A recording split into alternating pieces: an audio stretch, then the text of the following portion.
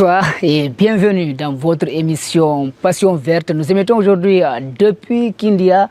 Vous êtes dans votre télévision Télé Verte Ressa TV. Nous sommes à la recherche des passionnés. Aujourd'hui, nous sommes avec une bibliothèque de l'agriculture guinéenne. Tenez-vous bien, il a intégré la fonction publique en 1982 et il a été admis à la retraite en 2022, c'est-à-dire plus de 40 ans quand même de services rendus à la nation, mais il n'a pas abdiqué. Monsieur Ba, comme c'est de lui qu'il s'agit, continue à apporter son savoir dans la pratique moderne de l'agriculture. Nous avons aujourd'hui le privilège de l'avoir parmi nous. Monsieur Ibrahima Ba, bonsoir. Bonsoir. Merci d'avoir accepté cette invitation de Ressa TV à travers cette émission Passion Verte. Ok. Je suis Ibrahima Ba. Je suis ingénieur agronome, mais je vais parler un peu de mon background. Oui, c'est très important parce que quand on est avec quelqu'un qui a 40 ans d'expérience dans l'administration dans un seul pratiquement secteur, dans le secteur agronomique, ouais, c'est important de vous écouter. Ok. Bon, je vais parler tout d'abord de ma formation. Oui. Depuis les années 70, nous, on étudiait l'agriculture dans les classes. Dans les classes? Oui. En 70? En 70. Et on faisait la pratique. Il y avait des CTA spécialistes qui nous orientaient et qui nous donnaient les cours pratiques. Comment? C'est à partir de quel niveau? C'est à partir du primaire ou... Du primaire. Okay. Donc vous avez appris l'agriculture à partir du primaire? À partir du primaire. Okay. Au collège, on faisait la pratique. On connaissait comment sélectionner une semence, comment planter les distances, comment arracher une plante à racine nue et comment transplanter. Quelle était la différence entre plante à racine couverte et à racine nue? Pourquoi on le faisait?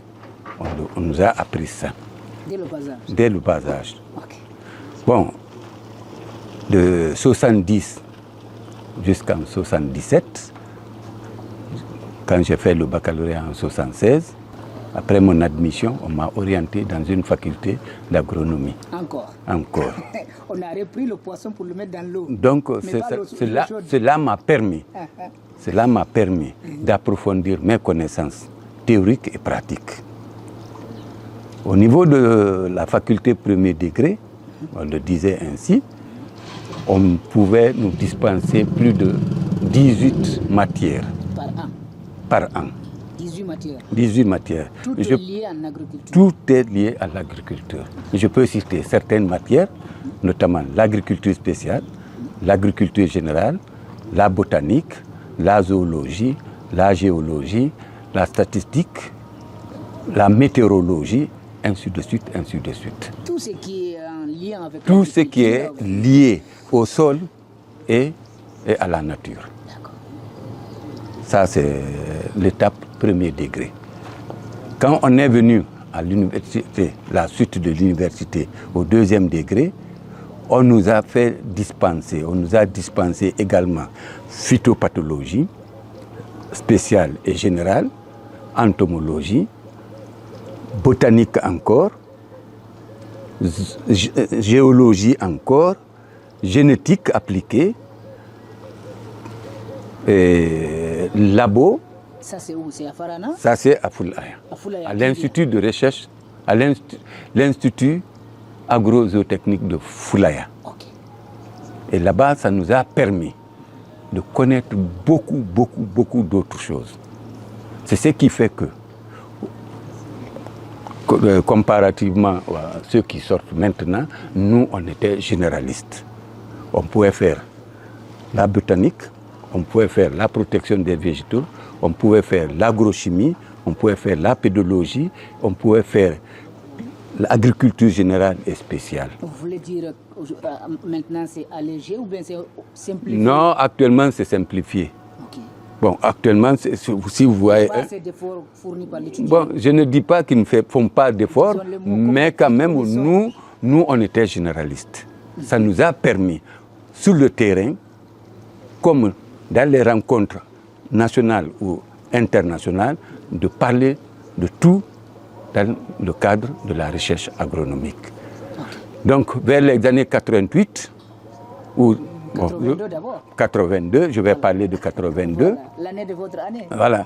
Quand on m'a envoyé au centre de recherche agronomique de Kilissi, j'ai commencé par être étudiant stagiaire, puis étudiant diplomatif, expérimentateur, sélectionneur. Sélectionneur veut dire quoi? Quand on a une gamme de variétés, on avait la compétence de sélectionner parmi, même si c'est 200 variétés, de choisir les 5 meilleures et pouvoir les diffuser. On avait la possibilité, la compétence encore de croiser des variétés. Par exemple, quand je prends le maïs, une variété à architecture de 3 mètres, on pouvait la réduire à 1,80 m pour que... Génétiquement. Okay. Maintenant, on croisait 2 variétés. Une variété de taille courte, mais tolérante et productive. Qui est plus résistante. Tandis que l'autre variété, de taille haute, productive, mais pas tolérante, par exemple, à l'averse. Très fragile. Mais son goût est là, et l'autre a un rendement élevé, et on croise les deux. Bon, ça c'est une méthode très complexe, puisqu'il s'agit de transporter le pollen d'une des variétés sur les pistils de l'autre. C'est quoi un pollen? Le pollen, c'est en quelque sorte, c'est la matière, c'est le mâle. C'est la fleur mâle qui contient le pollen. Le stigmate, c'est la partie femelle au niveau du maïs. Wow. Si c'est au niveau de l'arachide, cette opération s'effectue entre 6h30 à 7h. À cette période seulement qu'on peut procéder au croisement. Pour le maïs, c'est entre 10h à 11h. Pour le riz, c'est entre 9h et 10h. Il y en a certaines, si le temps n'est pas clément, on est obligé d'aller un peu plus tôt, vers 7h jusqu'à 8h, on procède au croisement. Ça, c'est à travers le laboratoire? Pas le laboratoire, en plein champ. Wow. Mais on peut prendre une gamme de variétés, 50, 100 variétés. Parmi celles-ci, on les compare. On étudie leurs caractéristiques botaniques et on choisit les paramètres prépondérants, les paramètres qui nous intéressent pour pouvoir croiser les 2 variétés. Ou on peut faire le F1, c'est-à-dire hybride simple, F2, F3, F4. Ça dépend des générations. Voilà. Mais maintenant, parce que quand vous avez une variété tout à fait au début, il faut l'observer depuis la graine. La couleur de la germination. La couleur de la gaine, la couleur, le nombre de nœuds, la position des feuilles. Est-ce qu'elles sont retombantes? Elles sont dressées? Pourquoi les retombantes? Pourquoi les dressées? Donc tous les détails là comptent. Tous les détails font partie. La hauteur de l'insertion de l'épi, la ramification des panicules, la couleur des panicules. Tout cela compte dans les critères de choix des variétés. Au niveau du riz, par exemple, je peux parler des bas-fonds qui ont été abandonnés à cause de la toxicité ferreuse. Le dioxyde de fer. Et d'où viennent cela? Maintenant, l'Institut était tellement organisé, il y avait un programme qui était chargé de remonter toutes les informations liées aux difficultés des paysans au niveau de notre institut.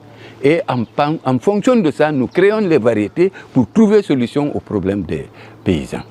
Donc, quand les gens ont abandonné leur bas-fond, on dit mais pourquoi? On dit non, il y a trop de dioxyde de fer ou la toxicité ferreuse.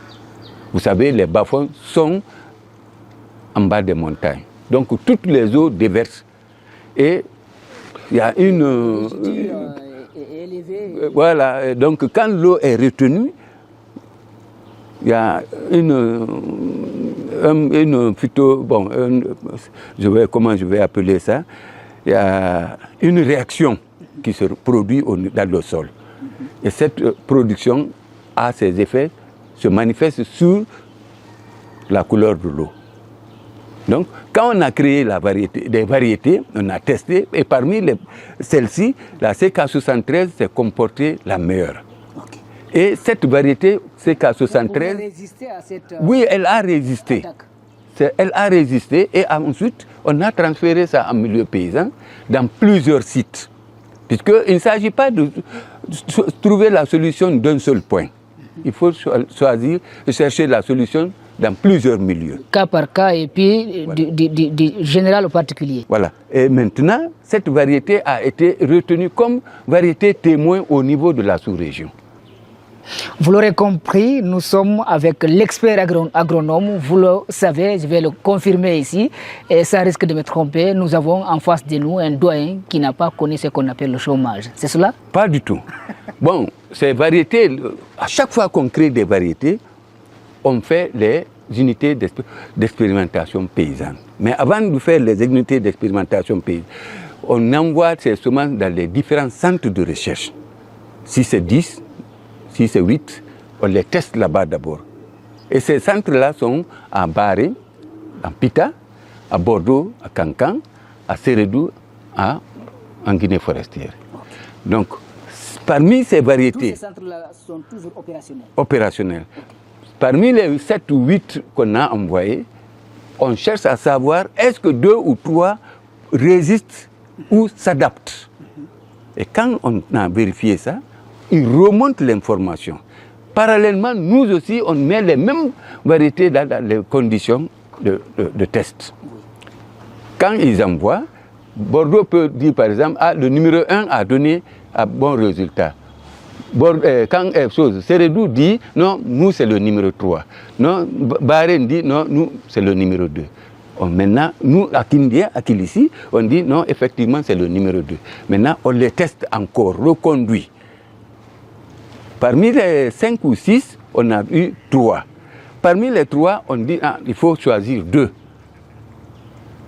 Envoyer ces 2 variétés dans toute la Guinée. Donc on peut dire si aujourd'hui on est en train de consommer du maïs ici, c'est grâce à cette étude. Bien sûr. Bon, quand je parle de ça d'abord, on teste ces variétés et si ces variétés donnent de bons résultats, on les envoie en milieu paysan. Une variété peut réussir ici, ne pas répondre correctement à la chose. Mais parmi les 3, on a déjà vérifié au niveau des points d'essai. Donc, les unités d'expérimentation paysanne qu'on appelle UEP ont aussi confirmé que ces 2 ou 3 variétés sont bonnes.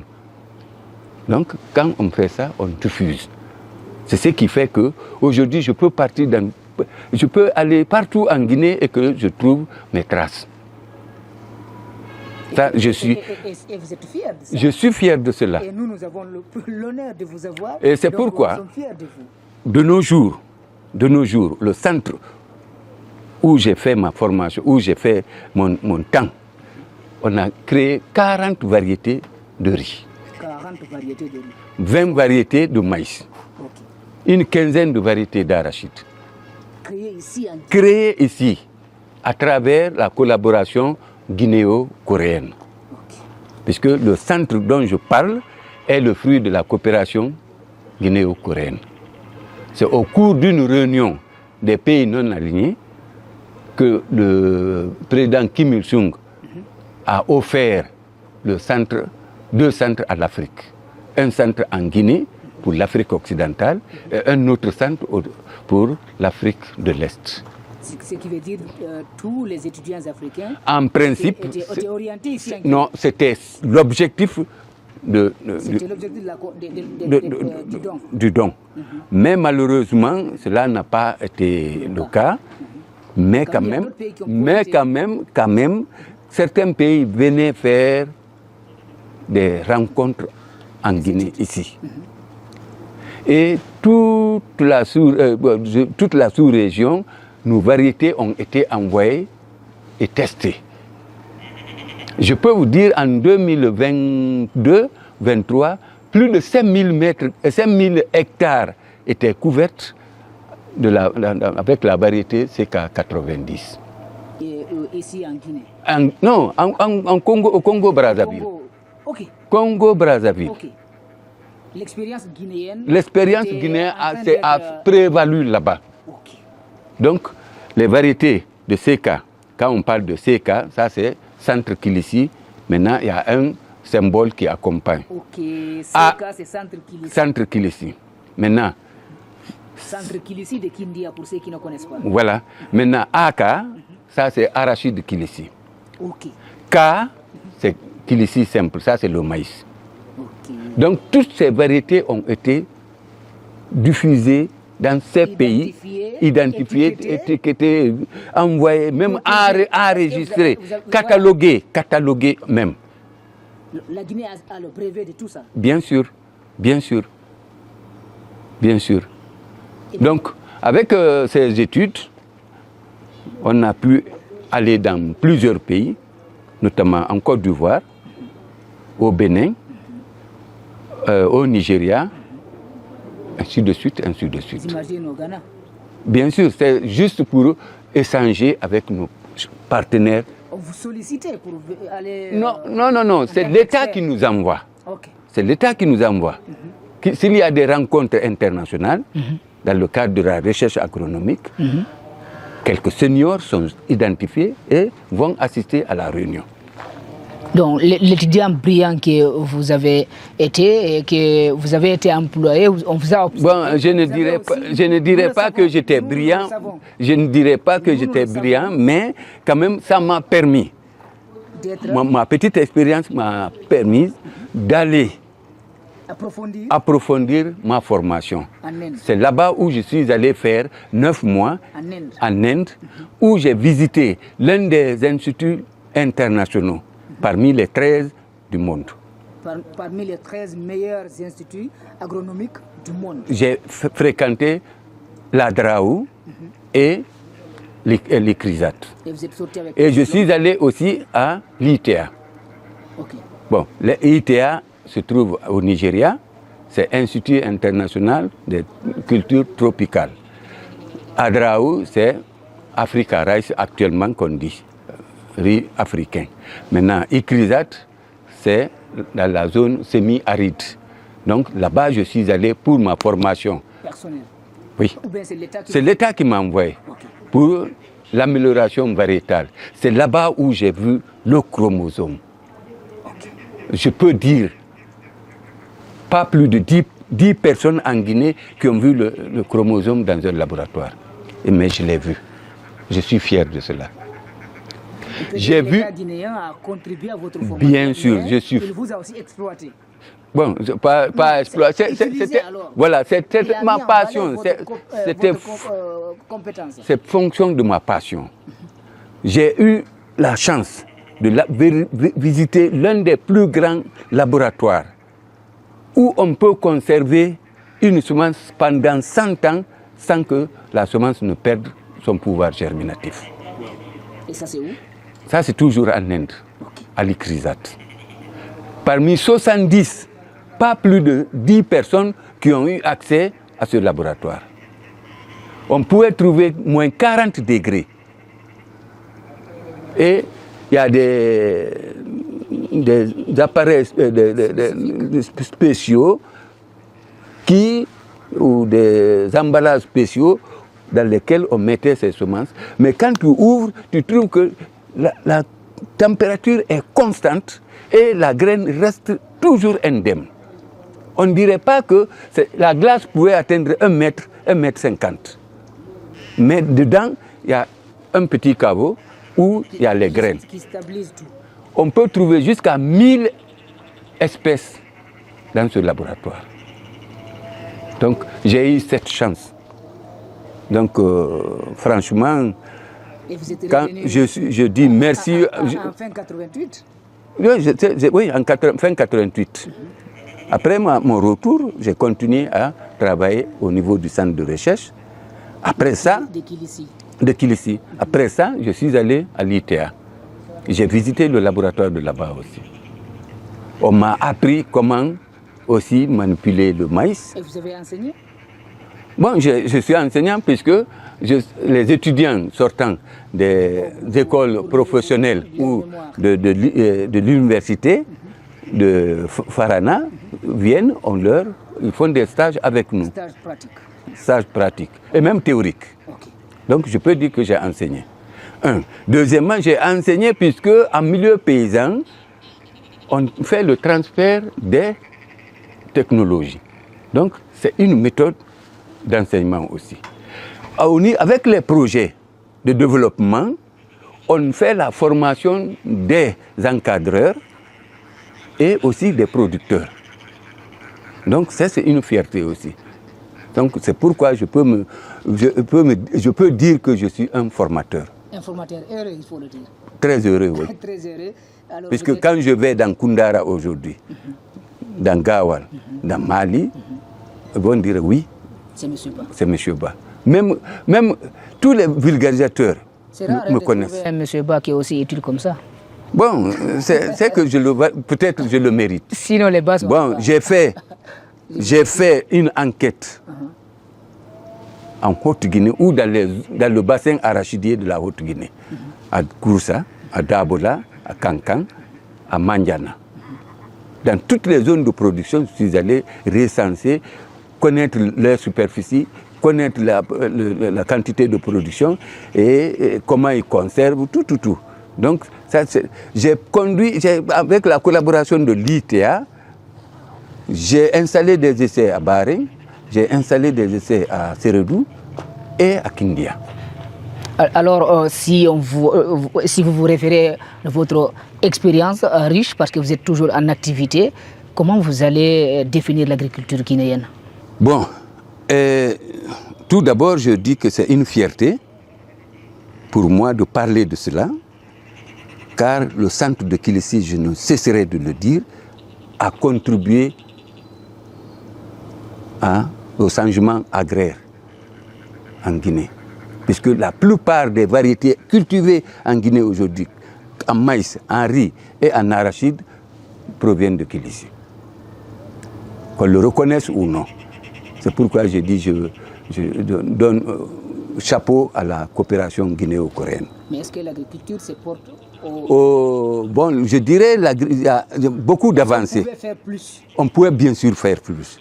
Puisque avec les projets de développement, les projets intégrés, si le gouvernement continuait à accompagner ces projets, on allait avoir un impact très positif. Puisque bon, après le projet, les gens abandonnent. C'est resté entre les quatre murs ou dans les... Voilà. Sauf le cas des semences. Puisque là, quand le paysan voit que cette semence-là est productive, il s'attache. On me fait signe qu'on n'a pas assez de temps, ce qui veut dire qu'on aura un deuxième numéro, même pas aujourd'hui, mais c'est important parce que vous êtes aussi un conseiller agricole chez Topaz. On n'a pas exploré cette piste et on aura l'occasion, mais faites-nous un bref résumé de votre entrée et votre rôle. Je collaborais avec les encadreurs de Topaz quand ils voulaient acheter des semences de qualité. Ils sont allés à Kilisi. C'est à travers ça qu'ils m'ont découvert. Et après ma retraite, ils m'ont tendu la main. On m'a choisi comme consultant, agronome, expert au niveau de toutes les unités de production au niveau de Topaz. C'est-à-dire, vous avez quitté la classe directement pour le bureau. Oui. Vous quittez le bureau directement pour un autre bureau. Jamais de chômage. Pour le moment, je remercie le plus tout-puissant. Vous ne connaissez pas ce qu'on appelle envoi le CV, on va te tester. C'est pourquoi je remercie le PDG de Topaz qui m'a porté confiance. Et à travers... non, on ne parle pas, monsieur, je dis le PDG de Topaz m'a approché pour l'accompagner dans le secteur agricole. Et je suis fier de cela. Et c'est pourquoi aujourd'hui, à Fotoba, à Fria, à Kindia, à Farana, partout, j'accompagne le club d'agriculture. On vous voit porter fièrement même l'emblème voilà, du club. C'est une fierté pour moi encore. Puisque si je ne contribuais pas, je ne pense pas qu'on puisse m'approcher.